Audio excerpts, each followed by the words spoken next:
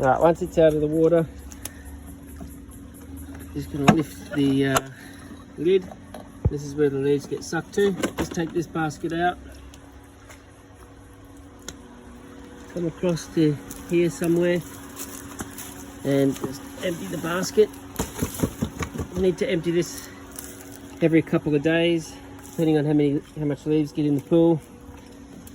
So I switch this on once every day, just let it run over the pool once a day. So pull it out, just positions back in, doesn't click or anything, just sits in there nicely. Close the lid, bring it back to the water and let it sink to the bottom. Wait for it to sink to the bottom.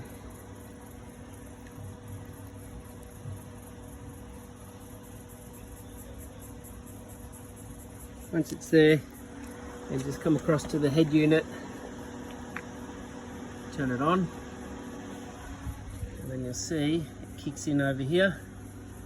We'll go backwards first.